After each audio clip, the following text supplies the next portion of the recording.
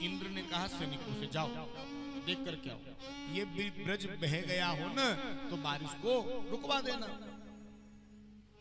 सैनिक देखने के लिए आए, क्या देखा, यहां तो धूल उड़ रही थी महाराज। परीक्षित ने कहा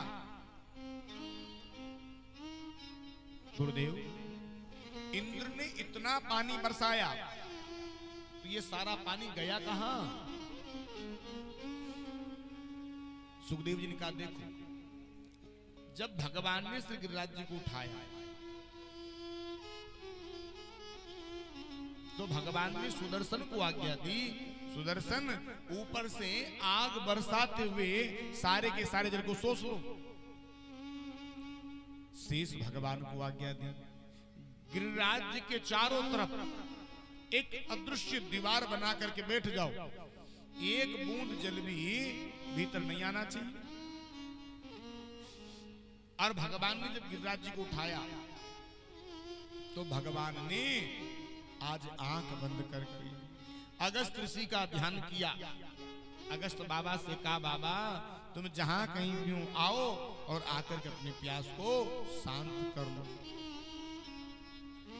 अगस्त ऋषि आए और ओक लगा करके बैठ गए। महाराज जितना पानी इंद्र ने बरसाया था सारे के सारे जल का पान अगस्त बाबा ही कर गए, इसीलिए ब्रज में धूल उड़ रही थी। इंद्र समझ गया, बोले जिसे मैं साधारण कृष्ण समझ रहा हूं ये साधारण नहीं है, यही पूर्ण ब्रह्म परमात्मा है। आज इंद्र अपने ऐरावत हाथी पर बैठ करके चला और जहां से ब्रज की सीमा प्रारंभ होती है वहां से इंद्र पैदल पैदल चल करके भगवान तक आया। और जहां से इंद्र ने पैदल चलना प्रारंभ किया उस स्थान का नाम हुआ इंद्रोली। और ये इंद्रोली नामक गांव ब्रज में आज भी उपस्थित है महाराज।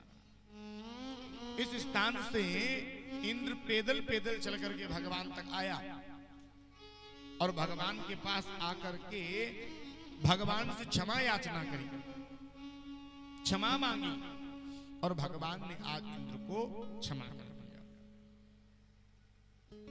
अब भगवान ने तो क्षमा कर दिया, लेकिन कन्हैया ने कहा देख भैया हमने तो तुम्हें क्षमा कर दिया, लेकिन एक बार जरा मेरी मैया से मिल लेना। इंद्र जाकर के यशोदा जी के पास गया, मैया हमें क्षमा कर दे। यशोदा ने के देख भैया तू इंद्र होएगो अपने घर को, मेरे ब्रजमंडल को कोई इंद्र नहीं है। अरे मैं अपने लाला को 8 याम भोजन करवाती थी और तेरी वजह से मेरे लाला 7 दिना तक भूखो प्यासो खड़े रहे। इंद्र ने कहा तो भैया इतनी सी बात है, तो चिंता मत कर, तू एक दिन में अपने लाला को 8 याम भोजन करवाती थी ना, तो मैं सारा का सारा भोग तेरे लाला को एक साथ इकट्ठा लगा देता हूं। तो मैया एक दिन में 8 याम भोजन करवाती थी और भगवान ने श्री गिरिराज जी को 7 दिन उठाया। 8 को 7 से गुणा किया तो मिला 56। इंद्र ने पहली बार श्री गिरिराज बाबा के 56 भोग का भोग लगाया। दूसरा, एक दिन में कितने प्रहर होते हैं? 4। और ऐसे ही रात्रि में भी 4 प्रहर होते हैं। एक दिन और रात को मिला करके कुल कितने प्रहर हुए? 8। और दिन कितने होते हैं? 7। दिन 7 ही होते हैं, 8वां दिन किसी के लिए नहीं बना महाराज। इस जीव का जन्म भी इन 7 दिनों के भीतर होता है और मृत्यु भी इन्हीं 7 दिनों में होती है।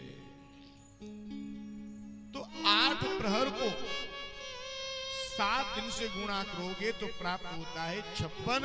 इसीलिए अपना सर्वस्व 56 भोग के स्वरूप में इस जीव ने परमात्मा को समर्पित कर दिया। इसीलिए भगवान के 56 भोग लगे।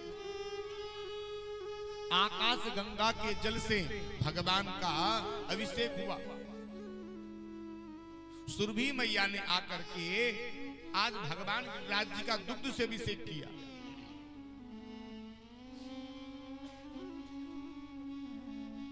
भैया, भगवान को प्राप्त करने का साधन केवल प्रेम है।